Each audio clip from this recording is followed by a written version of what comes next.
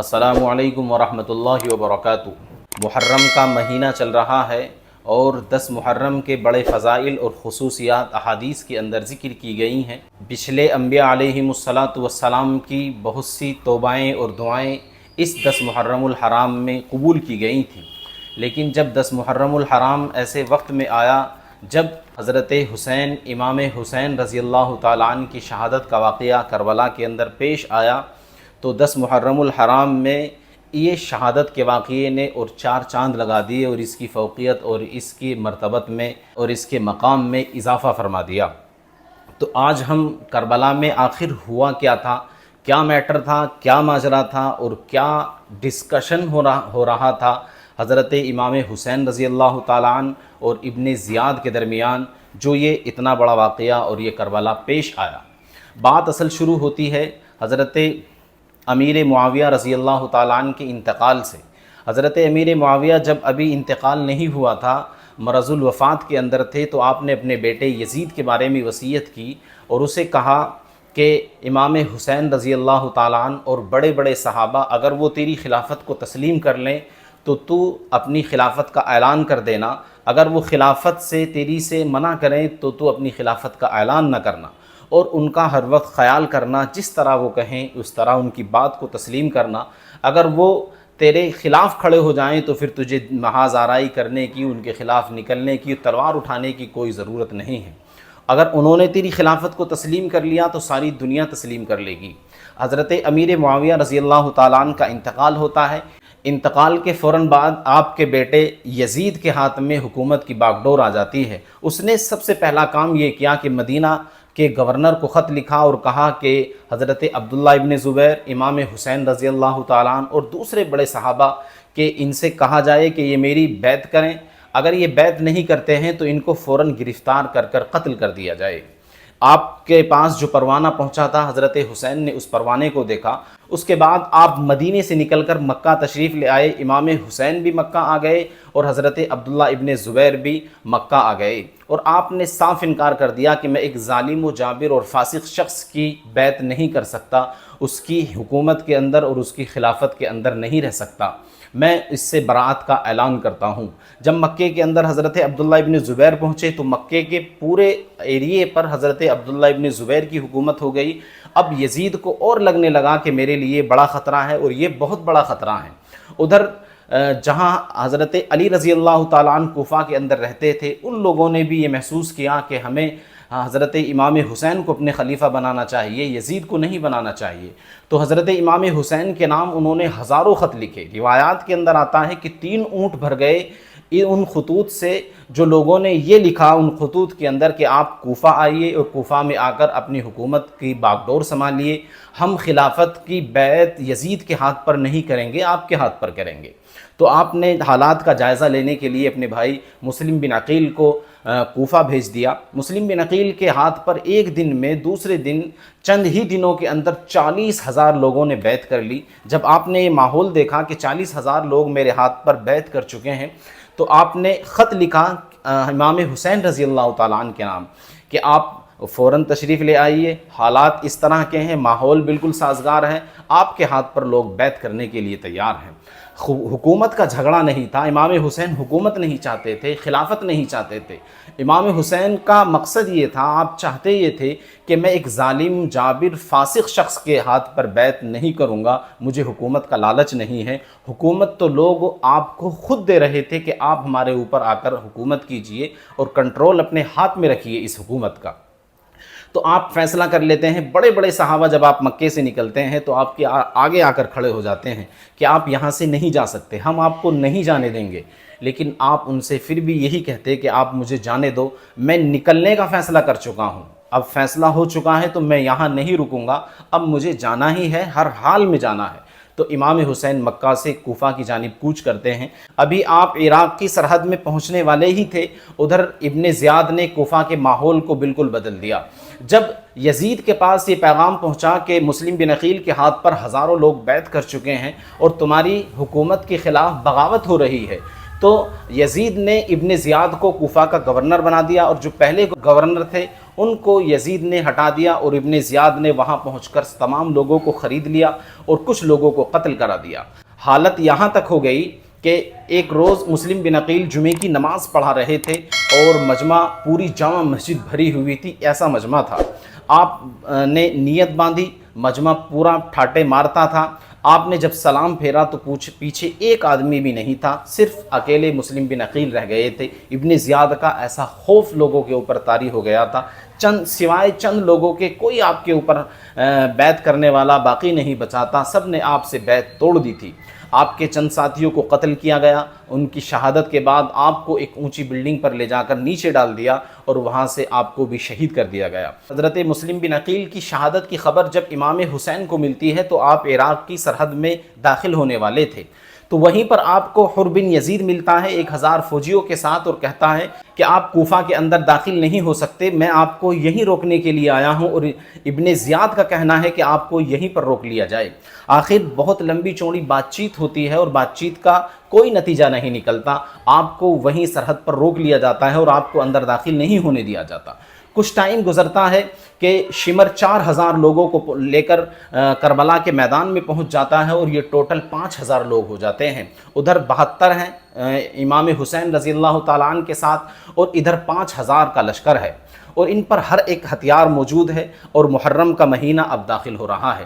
7 محرم جب آیا تو پانی کو بند کر دیا گیا اور کوئی ایک قطرہ بھی امام حسین رضی اللہ تعالیٰ عنہ کے ساتھیوں کو پانی کا نہیں دیا گیا۔ آپ 3 دن تک مسلسل پیاسے تھے۔ 7 محرم میں آپ نے پانی نہیں پیا، 8 میں نہیں پیا۔ 9 محرم کو جمعرات تھی اور دونوں طرف سے صف لگی ہوئی تھی، تو امام حسین نے وقت مانگا کہ آج جنگ نہ کی جائے، میں اپنے لوگوں سے بات کر لوں اور پھر کل جنگ کریں گے۔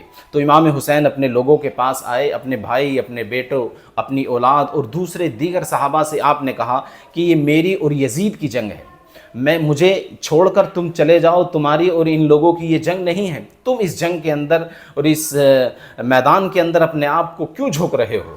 تم یہاں سے چلے جاؤ، تمہیں یہ لوگ کچھ نہیں کہیں گے، میں جانوں یہ جانے میرا کیا بنے، میں ان کا کیا بناؤں، تم یہاں سے چھوڑ کر چلے جائیے۔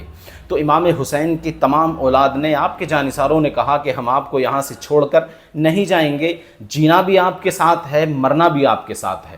آخر جمعہ کا دن صبح میں نکلتا ہے، تو جب جنگ دونوں طرف سے شروع ہوتی ہے تو سب سے پہلے جب جنگ کا آغاز ہو رہا تھا تو دشمن کی فوج کی طرف سے حر بن یزید جو اب تک ان کا کمانڈر تھا، وہ امام حسین رضی اللہ تعالیٰ عنہ کی تقریر سن کر امام حسین کے ساتھ شامل ہو جاتا ہے ان 72 لوگوں میں کہ میں نواسۂ رسول سے نہیں لڑ سکتا، نبی کی اولاد سے، نبی کی نسل سے نہیں لڑ سکتا، میں اب نبی کے ساتھ، نبی کی نسل کے ساتھ کھڑا ہو کر ان نبی کی نسل سے دشمنی کرنے والے لوگوں کے ساتھ لڑوں گا۔ تو سب سے پہلے شہید بھی امام حسین رضی اللہ تعالیٰ عنہ کے قافلے میں حر بن یزید ہی سب سے پہلے شہید ہے۔ حضرت قاسم آگے نکلتے ہیں اور کہتے ہیں چچا جان مجھے اجازت دیجیے، میں ان دشمنوں سے مقابلہ کر کے آتا ہوں۔ تو اب حضرت قاسم جب دشمن کی طرف نکلتے ہیں تو ایک طرف آپ چکر لگا کر آتے ہیں تو 10-12 لاش ادھر پڑی ہوئی ہوتی تھیں۔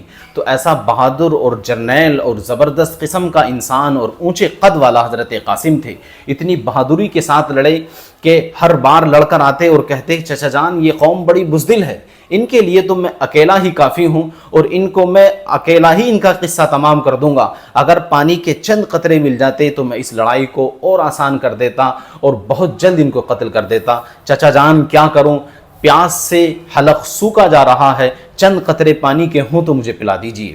آخر کار ایک تیر شمر کی طرف سے آیا اور حضرت قاسم کی گردن میں لگا اور آپ وہیں پر شہید ہو گئے۔ بی بی زینب نے کہا کہ جاؤ اپنے بھتیجے کو اٹھا کر لاؤ، وہ شہید ہو گیا ہے۔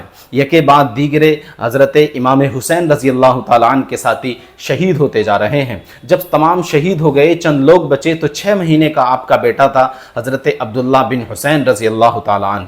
تو آپ اپنے بیٹے 6 مہینے کے بچے کو آپ گود میں لیے اس سے بات کر رہے تھے، اس پر پیار کر رہے تھے، تو شمر نے ایک ملعون کو، بدبخت کو اشارہ کیا اور اس نے ایسا تیر مارا کہ اس بچے کی گردن میں وہ پار ہو گیا۔ آپ کے دونوں ہاتھ، آپ کے دونوں لب خون سے بھر گئے اور آپ نے آسمان کی طرف ان لبوں کو، ان ہاتھوں کو آسمان کی طرف اچھالا जो खून से भरे हुए थे, और कहा अल्लाह तू राज़ी तो है। देखिए कितनी कुर्बानियाँ पेश कर रहे हैं और फिर भी कह रहे हैं अल्लाह तू राज़ी तो है। आज अगर हम होते तो हम क्या कहते, अल्लाह कौन सा गुनाह हो गया कि इतना बड़ा तूफ़ान मेरे ऊपर आ टूटा है। लेकिन वो इस हाल में कह रहे हैं अल्लाह तू राज़ी तो है। ज़ुहर का वक्त आ गया, इमाम हुसैन लड़ते लड़ते ज़ुहर की नमाज़ अदा करते हैं। ज़ुहर के बाद आपको शदीद किस्म की प्यास लगी तो आप दरिया के किनारे की तरफ दौड़े पानी पीने के लिए। घोड़ा दौड़ाकर आप नीचे उतरते हैं और अपना पानी लब से भरकर पीने ही वाले थे, लपों में पानी लेकर एक दुश्मन की तरफ से तीर आया और आपके रुखसार पर लगा और खून का फुहारा जारी हो गया। आपने पानी वहीं छोड़ा, घोड़ा दौड़ाते हुए अल्लाह अकबर की सदाएं बुलंद करते हुए आप दुश्मन की तरफ झपटते हैं और फिर तेज़ी से हमला करते हैं। आखिरकार आप हर वार आपका कामयाब जाता और दुश्मन के यगे बाद दीगरे फौजी गिरते और मरते जा रहे थे। तो शिमर और इब्ने ज़ियाद ने कहा कि तुम इनसे जब तक अकेले अकेले लड़ोगे मरते रहोगे, तुम एक साथ हमला करो। शिमर ने बहुत ज़्यादा अपनी फ़ौज को गुस्सा दिलाया और बहुत गैरत दिलाई। हर एक शख्स इमाम हुसैन रज़ी अल्लाह ताला अन्हु के मकाम, मर्तबे और आपके मनसब को जानता था। हर एक आदमी ये चाहता था कि मेरे हाथ से कत्ल ना हो, मैं बच जाऊँ और मैं वो लानती शख्स ना कहलाऊँ। लेकिन जब बहुत ज़्यादा इसके जर्नल ने, शिमर और इब्ने ज़ियाद ने लोगों को गालियाँ दी और उन पे बहुत ज़्यादा प्रेशर बढ़ाया, तो इकट्ठा होकर बहुत सारे लोग आए और उन्होंने आकर हज़रत इमाम हुसैन रज़ी अल्लाह ताला अन्हु पर एक बारगी असर से कुछ पहले हमला किया। ये हमला इतना शदीद और इतना तगड़ा था कि आपके कदम उखड़ गए और आप उस हमले की ताब ना ला सके। ज़रा मलऊन ने आपके कांधे पर वार किया, आपका कांधा जख्मी हुआ तो आप ज़मीन की तरफ गिरे। तो सनआन ने मौका देखकर आपकी गर्दन पर तलवार से वार किया तो आपकी गर्दन तन से जुदा हो गई। इन्ना लिल्लाहि व इन्ना इलैहि राजिऊन। फ़ौरन खौला बिन यजीद ने आपका सर नेज़े पर उठा लिया।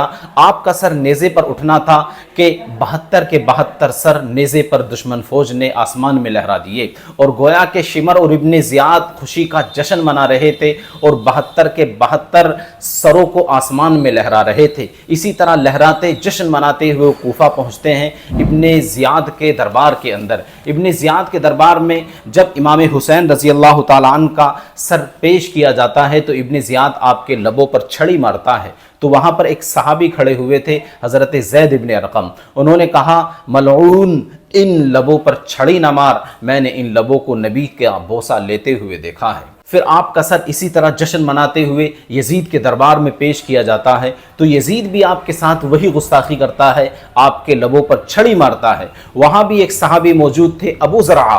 उन्होंने कहा मलऊन, इन लबों पर छड़ी न मार, मैंने इन लबों को नबी को बोसा लेते देखा है। करबला के मैदान में हज़रत अली रज़ी अल्लाह ताला अन्हु की नस्ल से 17 जवान शहीद हुए।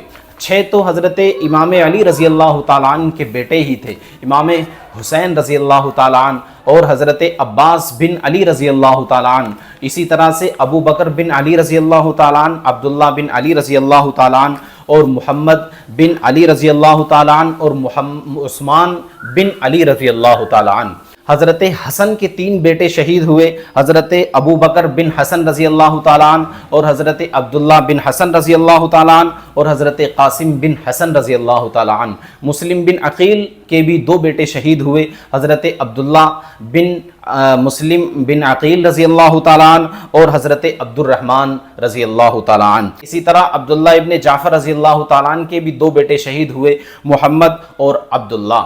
उधर करबला के मैदान में बीबी ज़ैनब खड़ी हुई हैं और अल्लाह के दरबार में हाथ उठाए हुए हैं, कह रही हैं ऐ परवरदिगार, ये आपके नबी की नस्ल ये बग़ैर कफ़न के पड़ी हुई है, इसको तू अपनी रहमत से कफ़न दे दे। तो अल्लाह तबारक ताला का करना ये कि करबला के मैदान में हवा चलती है और करबला की रेत पूरी तमाम की तमाम शहीदों की लाशों को अपने अंदर समो लेती है और रेत उनके ऊपर हो जाती है और एक जनाजा और एक शहीद की लाश नज़र नहीं आती, सबको वहीं पर रेत के कफन के ज़रिए दफन कर दिया जाता है। तो करबला का जो वाक़या पेश आया वो हुकूमत को इख्तियार करने के लिए नहीं बल्कि क़यामत तक ये बताने के लिए कि कैसा ही ज़ालिम व जाबिर बादशाह आ जाए, दुनिया के हालात कितने ही ख़राब हो जाएं, हक़ को बयान करने वाले, हक़ पर डटने वाले, चाहे मुट्ठी भर लोग ही क्यों ना हो, چاہے کربلا کا میدان ہی کیوں نہ ہو اور 72 ہی ان کی تعداد کیوں نہ ہو، ہر وقت موجود رہیں گے اور ہر وقت حق کے ساتھ وہ کھڑے رہیں گے۔ اللہ تبارک تعالیٰ امام حسین رضی اللہ تعالیٰ عنہ اور ان کے ساتھ شہید ہونے والے شہداء کی قبروں کو نور سے منور فرمائے۔ آج ہم اس محرم کے مہینے میں ان کے لیے ایصال ثواب کرتے ہیں۔ اللہ تبارک تعالی ہمارے اس ایصال ثواب کو قبول فرمائے۔ ایصال ثواب کرنا ہمارے بزرگوں کا طریقہ رہا ہے، ہم بھی اپنے بزرگوں کے طریقے پر چلتے ہوئے آج اپنے اس تقریر کی، آپ نے اس بات چیت کا اللہ تبارک تعالی یہ جو ثواب ہے امام حسین اور ان کے ساتھیوں کو پہنچائے۔ اللہ تبارک تعالی ان کے درجات بلند فرمائے اور ہمیں اس شہادت سے، اس واقعے سے سبق حاصل کرنے کی توفیق مرحمت فرمائے۔ وآخر دعوانا ان الحمد للہ رب العالمین۔